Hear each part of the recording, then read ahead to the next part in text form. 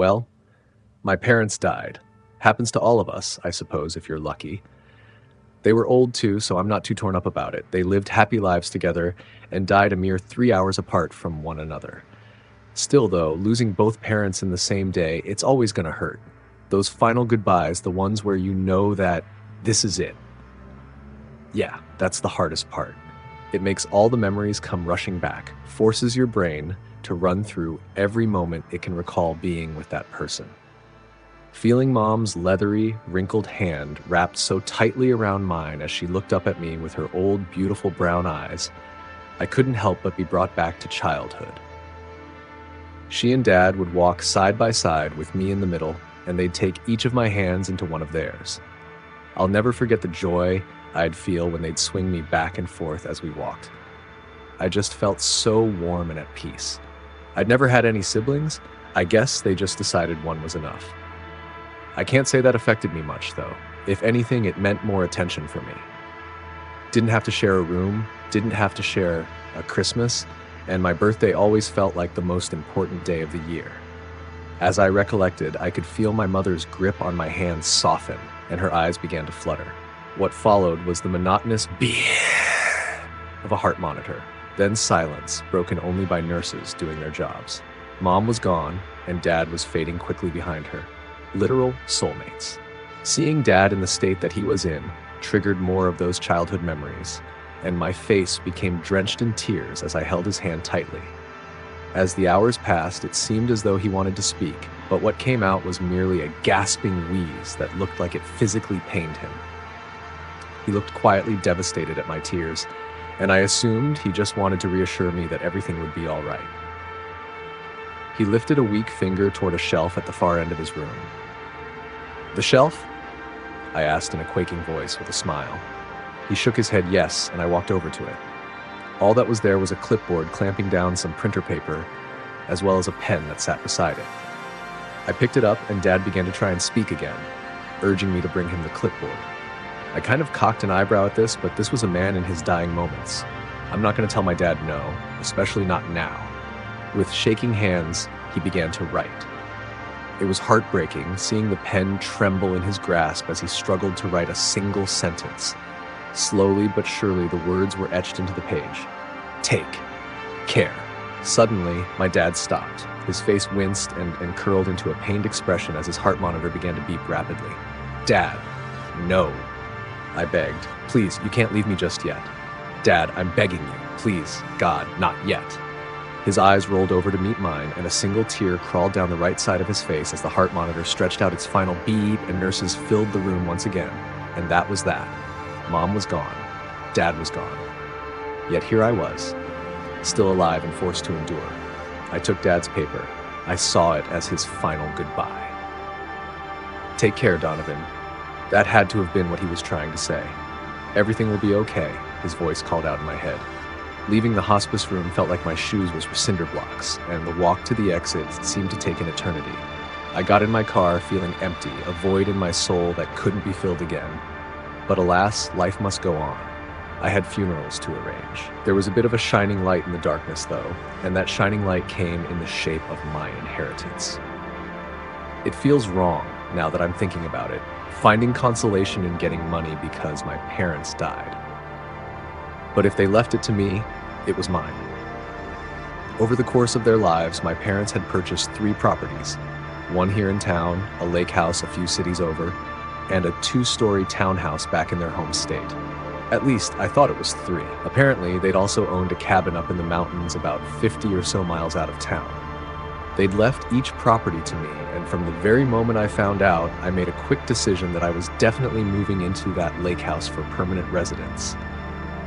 What? I deserve it. My parents died. Anyway, I'd never even heard them mention a cabin once in my entire life. Dad would take monthly hunting trips out to that area, though, so I guessed that's where it came from. It took me a few weeks to get out there and take a look at the place, what with all the funeral arrangements and the time it takes to even want to leave your bed after the death of a loved one, but I got out there nevertheless. Let me just say, the place was absolutely decrepit. I knew it'd been a while since my dad had gone hunting, but This place looked like it hadn't been touched in years. It was completely desolate, and vegetation had covered the entire front side of the cabin. The boards at the back looked like they were set to collapse at any given moment. A rickety porch swing lay on the front porch, suspended on one side by the chain that hadn't snapped yet.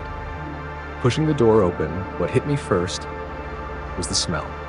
That sickly sweet smell of death you'd find radiating off a decaying deer carcass on the side of the road.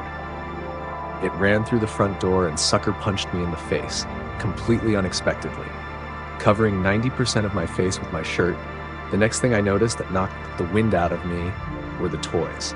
Dozens of toys that were very clearly made for little boys no older than toddler age.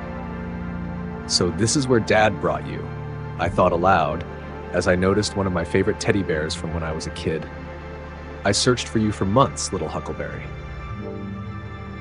What I noticed next is what made me realize that something was incredibly wrong. Aside from my little Huckleberry, I didn't recognize any of these toys. I have a pretty strong memory. I think I'd remember at least some of this stuff, but no. I didn't recognize the clothes either. None of these 10 or so outfits that, by this point, had been tattered and weathered to shreds. They all just lay randomly sprawled across the floor of the cabin, covered in dirt and grime. As I explored further into the cabin, the smell of rot became more and more present until finally, I found its source. In a huge pile in the corner of the kitchen area were dozens of rodent carcasses, possums, squirrels, raccoons. They all looked like they had been completely mutilated. I stared at the disgusting pile until something hit me like a freight train. The possum at the very top of this pile looked fresh. Blood still trickled from what looked like a bite mark on its neck, and its feet twitched. All at once, the smell and gore became too much, and I began to get dizzy. I leaned over the sink and started puking my guts up, shivering from the force. In between my heaves, I couldn't shake the feeling that I was being watched, and that possum pretty much confirmed it for me. I felt my senses heighten in that raw, primal way, the kind that helps a gazelle escape the crushing force of a crocodile bite before it can even happen. My ears perked up at the slightest foreign sound, and that sound just so happened to be the creaking of the wooden floors in the cabin. Ever so slowly, I turned to where it was coming from. Peeking its head into the doorway, staring at me with a disgusting, childlike grin, was something I could barely classify as human.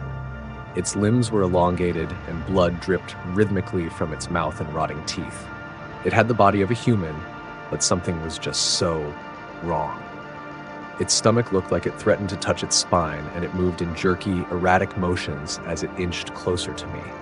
When it was about 3 feet away, it stuck its hands out and smiled wider, causing me to fall backward onto the mountain of dead animals. The thing didn't stop. It continued inching toward me, arms outstretched as if it were slowly attempting to grab me. It was now less than a foot away as I cowered, terrified, against the kitchen wall. It was so close that I could feel its hot, disgusting breath blanketing my entire face with each breath. Suddenly, without warning, the thing reached down violently and grabbed each of my hands.